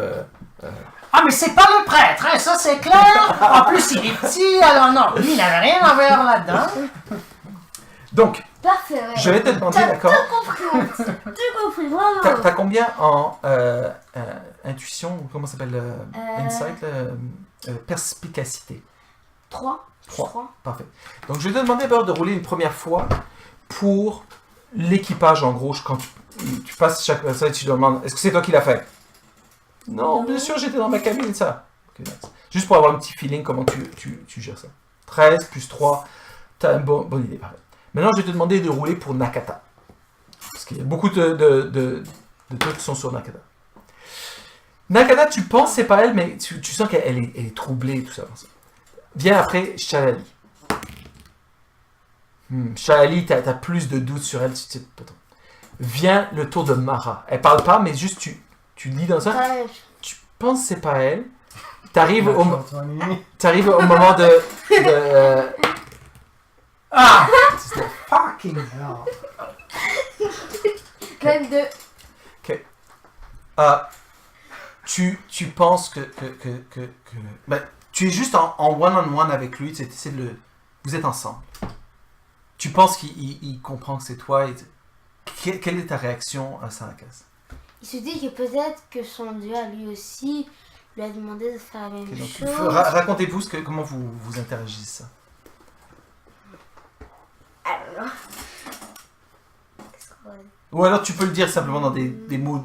Comment qu'est-ce que tu dirais? Quelle est est-ce que tu es confrontation ou tu es plus comme je comprends peut-être que moi je suis dans la même position? Est-ce que tu admets ce qui t'arrive à toi aussi? Ouais.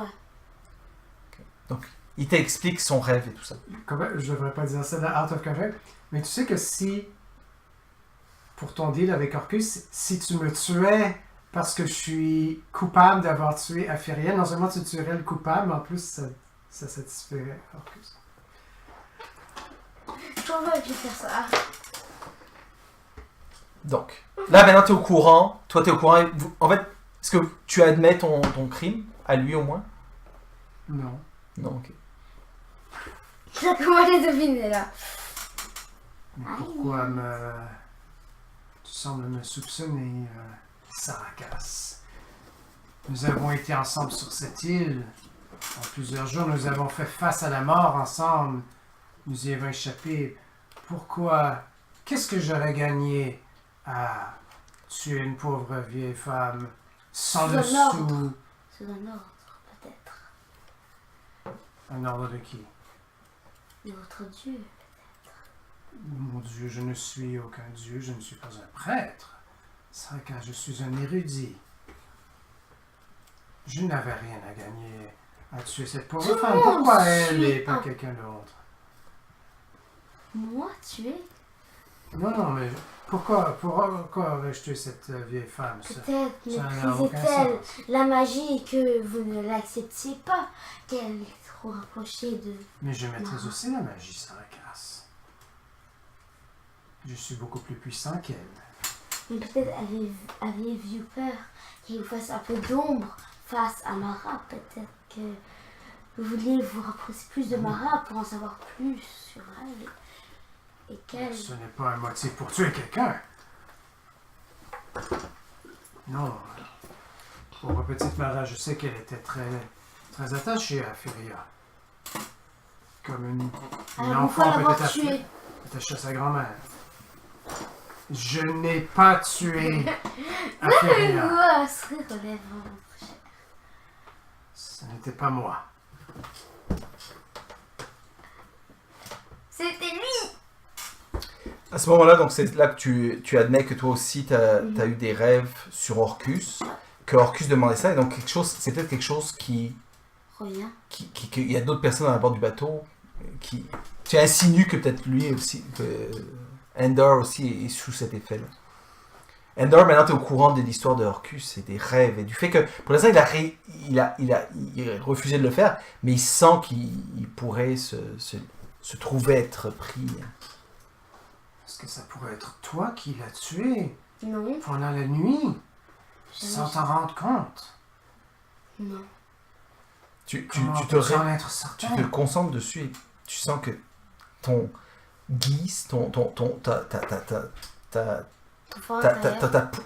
poussée à devoir le faire est toujours là. Si tu l'as fait, peut-être... Peut-être qu'Orcus ne sera pas content tant que tu n'auras pas tué tous les magiciens qui sont à bord. Tu veux me faire mourir? J'espère que non. Peut-être que lorsque nous serons à Gaston Hall, tu pourras aller dans une église d'un des deux Bahamut et demander pardon. Et peut-être qu'ils pourront te guérir de cette malédiction et t'absoudre de tes crimes. Mais si tu crois que Orcus prendra contrôle de toi, peut-être devrais-tu dormir sous bonne garde et ligoté pour ne pas que tu puisses dans ton sommeil qu'Orcus prenne contrôle de ton corps pour aller tuer quelqu'un.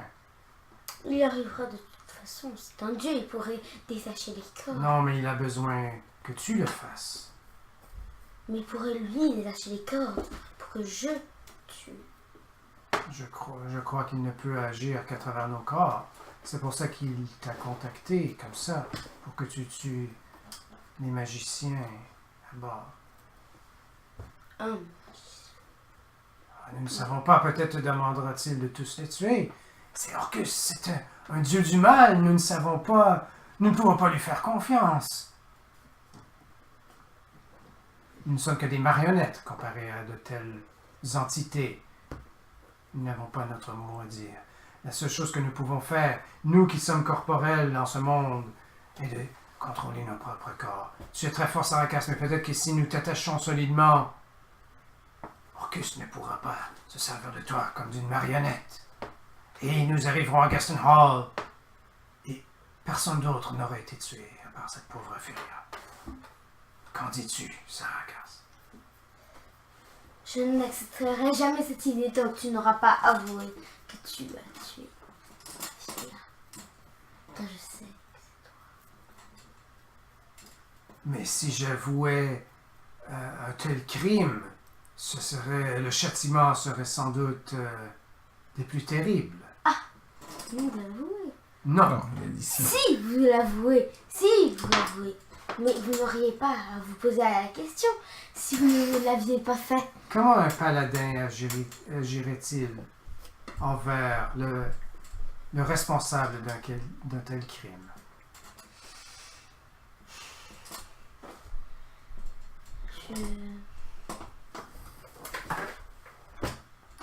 Je vais faire seulement emmener le capitaine du bateau à celui qui dirige, qui lui-même choisira la mission.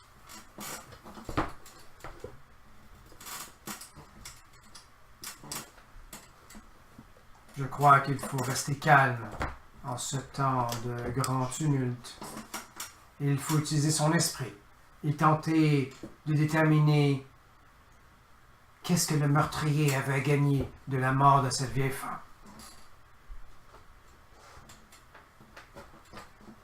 Le capitaine t'a donné un mandat, Saracas, de traquer le meurtrier et tu dois utiliser ton cerveau. Essaie de deviner quel était le motif du meurtrier.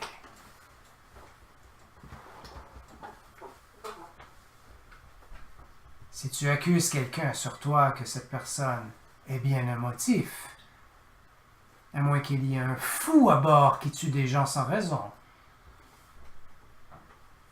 Je pense qu'Antonin a roulé plus que 4, là, j'espère. C'est ça, Est-ce que j'aurais essayé d'être plus que, poche? Non, c'est bon. Parce que ça, c'était 4, c'était pour généralement comment tu te comportais et tout ça. Pour cette discussion, c'était plus pour ce qu'il en ressortait. Ceci dit, comment quelle est la pensée de Saracas face à ce que Il Ender touche un peu de plus en plus de Ender parce qu'il essaie toujours de détourner chaque fois qu'il lui pose de dire oui ou non je ne l'ai pas tué. Il essaie toujours de détourner la question. Non, je dis clairement je ne l'ai pas tué. Et il essaie de mettre des bons points, mais au début tu pensais vraiment que c'était lui. Je vais vous demander de rerouler chacun. Vous avez à peu près le même charisme et tout ça. Je sais pas s'il faut que j'utilise le perspicacité versus. Je pense que oui. Comment ça s'appelle mentir là, c'est-à-dire supercherie. Supercherie, ouais. Oh non, je suis super bon. Moi je suis super bon supercherie. Ouais, mais ça... Oh non, moi je sais super bien mentir. Enfin, en fait il a plus 5. Moi je fais 21. Ok, tu continues à penser que c'est lui et ça, mais juste revenir à un point qu'il a dit. Tu sens que toi, il faut encore que tu tues une personne. Est-ce que tu as l'intention de le faire? Il va essayer de ne pas le faire. Mais... Tu voudrais ne pas le faire. Ceci dit, tu es convaincu que si tu le fais pas, tu vas le faire de manière somnambule dans ton sommeil. Ce qu'il a dit à propos de t'attacher pour pas que tu le fasses la nuit, tu penses que ça pourrait marcher.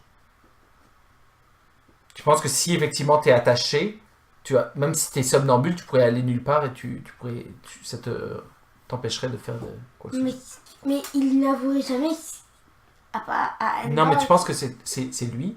Ceci dit, si tu... mais il avoue à personne qui doit tuer quelqu'un.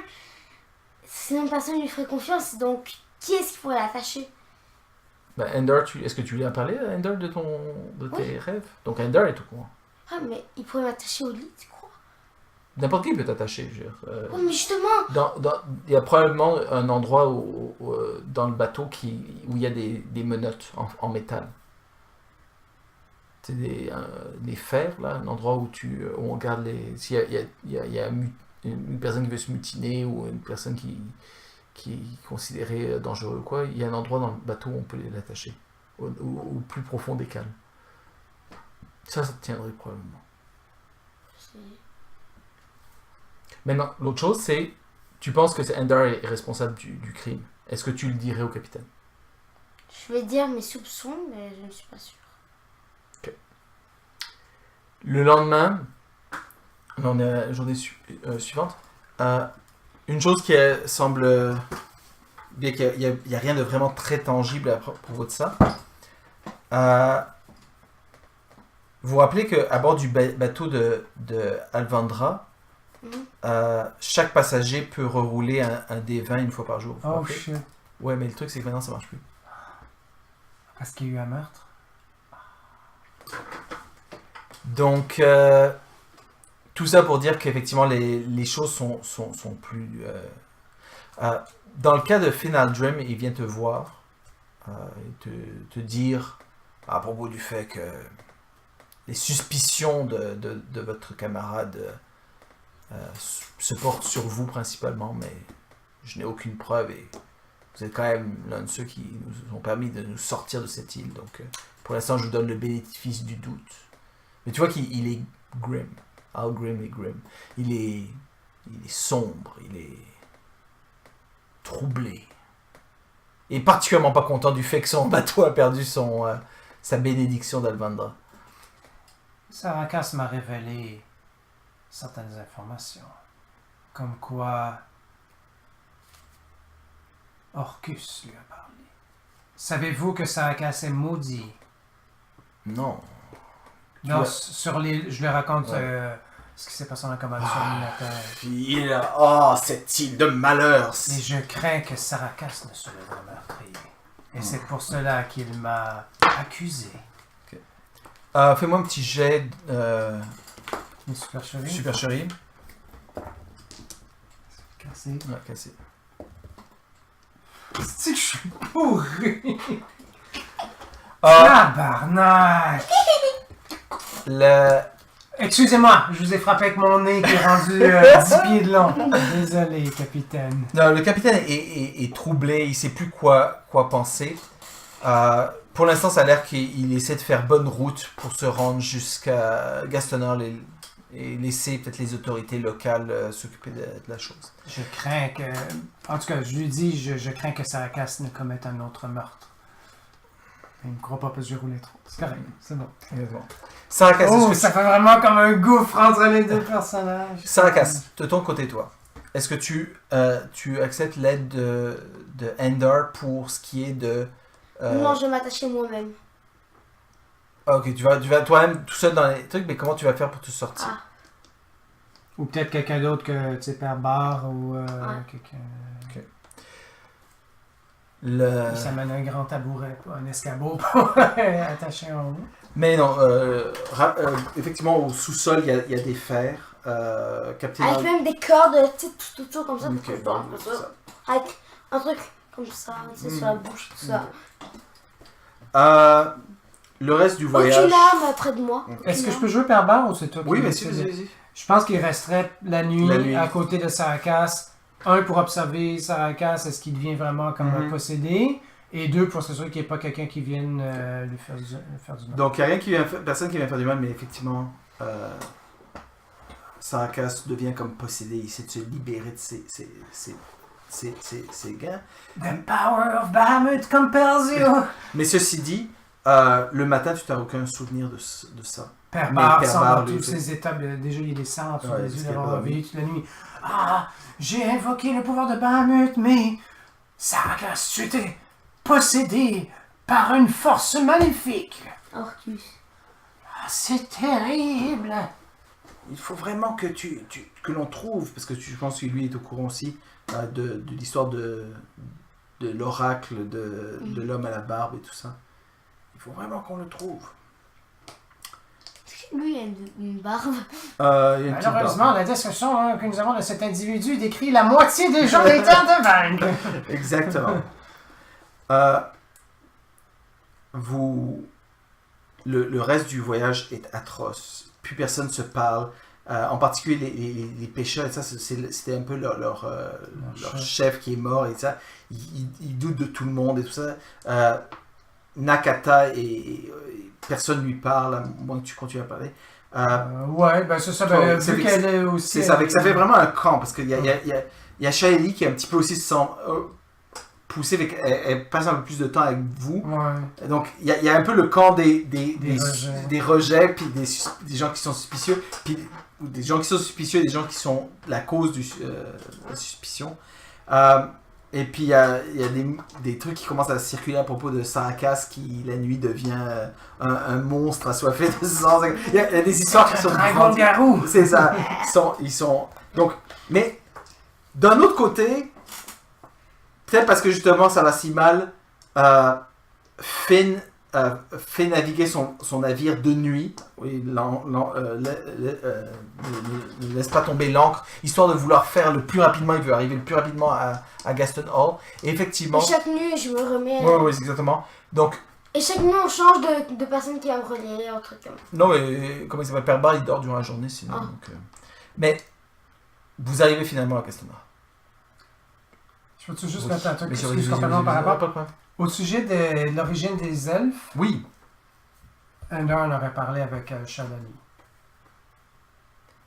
À cette occasion, effectivement, c'est un sujet qui se présente. Et elle dit, oui, les elfes vivent très longtemps. Il y a des rumeurs, mais personne de cette époque, personne n'a vécu 4000 ans. Et parmi les elfes, il y a effectivement cette notion. Par exemple, c'est très intéressant parce que la personne qui est sûrement au courant, c'est la reine des elfes. Nous avons eu la même reine depuis 4000 ans. C'est toujours la même personne. C'est une personne extrêmement puissante. Et sa magie, nous avons toujours cru. Mais il est possible effectivement que nous avons un lien très particulier, nous les elfes, avec les créatures fées, du monde des fées. Mais notre réelle histoire est en fait très nébuleuse et brumeuse. Les elfes ne sont pas connus comme étant de très bons historiens, malgré le fait, étrangement, que nous vivions si longtemps. Ce que vous racontez là pourrait très possiblement être la réalité. Et les elfes n'en sauraient pas plus que les humains. Les elfes ont un côté très chaotique dans le fond de leur personne. Nous sommes des personnages qui vivons au jour le jour bien souvent, même si notre vie est très longue. Et du coup, oui, ce que vous dites là pourrait être la réalité. Je ne serais pas surpris. Ceci dit, c'est quelque chose que, à ma connaissance, aucun elfe n'a jamais émis comme thèse. Shalali, puis-je vous demander ce que vous comptez faire lorsque nous arriverons à Gaston Hall? Irez-vous jusqu'à la cour des elfes? Je ne sais pas si j'y serai le bienvenu. Je ne sais même pas. À la cour des elfes, j'y étais avec dire son père, avec Bivias. Et il avait beaucoup d'alliés là-bas, de gens qui croyaient en lui, je pense qu'il ne serait pas judicieux pour moi d'y retourner si je ne veux pas retomber sous son contrôle. Comme je vous ai raconté, j'ai perdu la connaissance il y a de ça une dizaine d'années, j'ai perdu toute mémoire. Sûrement quelque chose qu'il a fait pour mieux pouvoir me contrôler. Qui sait s'il ne le referait pas à nouveau et je retomberai dans le même cycle. Non, il faut que je m'éloigne de lui le plus possible. Garder un profil bas, rester loin de son emprise. Je ne sais pas où est-ce que j'irai. Je ne sais pas. Mais il y a sûrement une raison pour laquelle j'ai été... pour laquelle il a voulu que je me prendre sous sa tutelle. Et j'aimerais bien pouvoir en savoir plus. Donc, peut-être irai-je à Edolan. J'ai entendu parler que c'est là-bas, il y a beaucoup de magiciens. Donc, il est possible que les gens en apprennent plus là-bas. Je compte m'y rendre moi-même avec Mara. Peut-être pour faire route ensemble. Peut-être, oui. Je serais apprécié. Mais je ne sais pas plus que ça. Encore une fois, je suis une elfe. Au jour le jour. Carpe diem, je suppose. Je ne parle pas elfe, mais ce carpe diem me semble très juste. Et donc... donc on arrive... Donc c'est à moi qu'il y ait quelque chose d'autre. On arrive... quel jour? Donc vous étiez parti le combien? Le jour où vous avez... Le jour où on a quitté l'île, c'était le 24. Le 24. Le 27, vers minuit, vous arrivez. Vous avez fait... Le 27 vers minuit? Non, pas le 27, 28. Ok. Ça a vraiment pris beaucoup moins de temps que vous y attendez. Il faut dire que les vents sont bons en cette période de l'année. Et l'Aiguillon est un bateau qui est très rapide. Finalgrim est un capitaine qui est aguerri. Et comme je disais, les derniers temps, il restait à la barre toute la nuit pour essayer d'avancer son bateau et de lui faire la plus grande distance possible.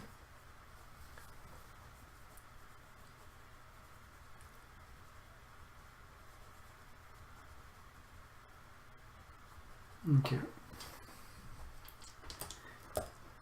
Et donc, sur cela, vous arrivez à Gaston Hall, qui est une ville que vous voyez juste dans la nuit, avec des lumières. Il y a beaucoup de feux de cheminée qui fait que la ville est recouverte d'une genre de brouillard, un petit peu.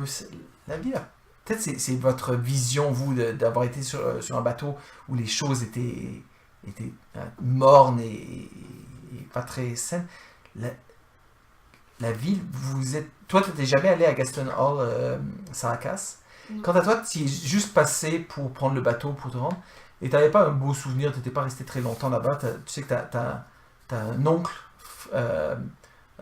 frère de ta mère qui vit là, et chez qui tu peux probablement aller demander d'aller dormir ou quoi. Mais la ville elle-même a l'air un petit peu... Peut-être c'est parce que c'est juste le printemps et que c'est encore assez au nord, ça fait un peu froid et tout ça. C'est une ville qui a l'air un petit peu grise, un petit peu... c'est pas une très belle ville. Ça en 2 jours. Oui, voilà. Et donc sur ce, on va s'arrêter ici en ce 28 ou 29 au matin, alors que vous arrivez à Gaston Hall et que vous avez fini complètement la première partie, la première aventure, mais il y a eu des aftermath, des effets de cette chose. Donc c'est ça. Mais le bon côté, c'est que tu n'as tué personne et tu sens au fond de toi que la malédiction est toujours là, tu es toujours maudit par mais tu vois que tu sens qu'Orcus est fâché et que le sacrifice qu'il voulait ne s'est pas concrétisé. Et t'es heureux, et quelque part ça te redonne t'as un boost d'énergie de savoir t'as pu montrer le majeur à Orcus. Mais qui sait si la prochaine fois tu seras pas dans une situation pire. Et c'est pour la raison pour laquelle peut-être il faut vraiment penser à essayer de trouver cette histoire du feu mentionnée dans les... Mais la moitié des gens ont une barbe. Exactement. J'ai une barbe, une robe rose fluo et tout ça. Là, ça aurait été plus précis. Qui s'appelle Nanana. Très bien. Donc on va s'arrêter ici pour aujourd'hui. La prochaine partie, on commencera donc ce qui se passera à Gaston Hall. En particulier, je vous rappelle les choses qui tout de suite vont se passer. C'est que toi, il va falloir que tu amènes le jeune Trevan Sage à sa famille.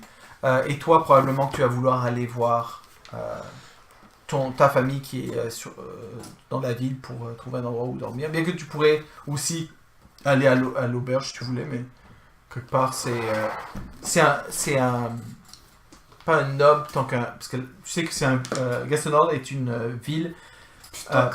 Plutocratie, c'est des marchands. Donc, être noble, c'est être un grand marchand. Et ton oncle en question est un des grands marchands, donc ça serait une manière de faire. Est-ce qu'on a décidé comment vous voulez distribuer l'argent? Ce que tu avais proposé me semble bien. Donc un tiers pour les NPC, puis moi je me charge de répartir. Avec cet argent, vous pourrez entre autres vous acheter de nouvelles armures et tout ça. On jouera ça la prochaine partie, mais si d'ici là vous avez... Moi je peux le faire. Bon, c'est ça, mais d'ici là, c'est ça ce que j'allais dire. Tu peux regarder ce que tu veux t'acheter, mais après probablement qu'on le roleplayera et tout ça. Je peux faire...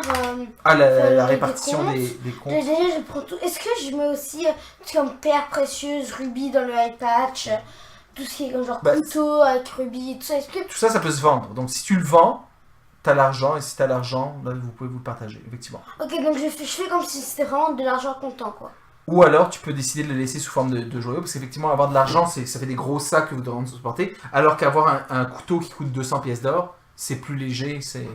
Donc, ce que tu peux faire, c'est dire, toi, tu prendras tel objet qui vaut cher, toi, tu prendras tel objet, puis séparer l'argent. Du moment que l'argent soit séparé en 3, et après, avec cet argent-là, vous pouvez voir ce que vous voulez faire avec.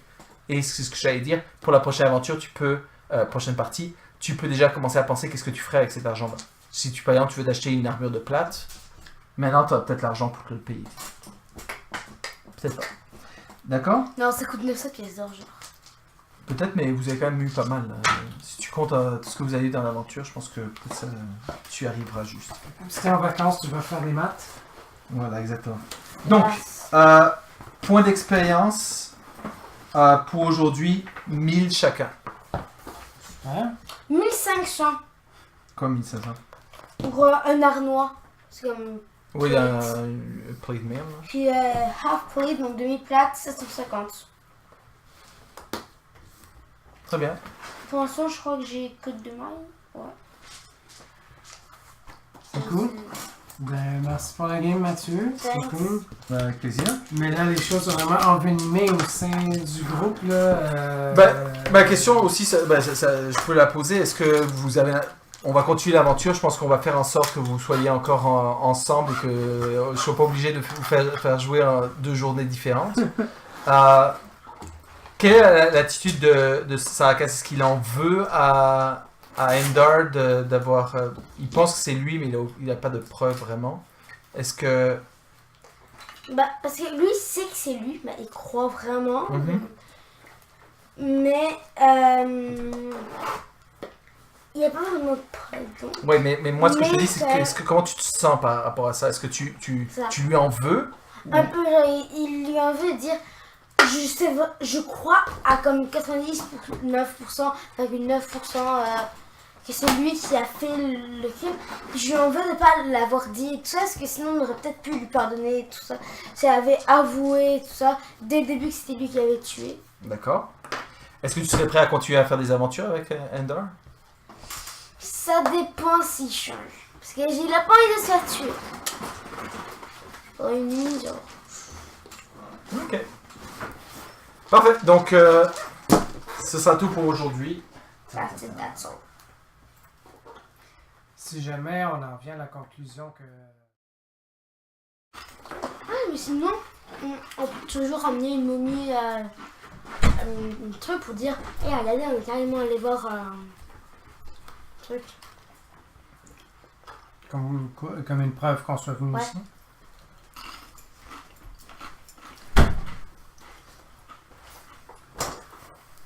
Très bien.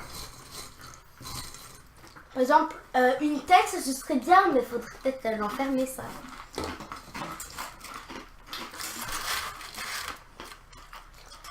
Ouais, vous pouvez vous amuser à ramener la tête du Flaming Scroll. Ah, qui va se reconstruire. De toute façon, quand on écrit quelque chose, quoi que ce soit, il y aura toujours des sceptiques. C'est une réalité de la vie.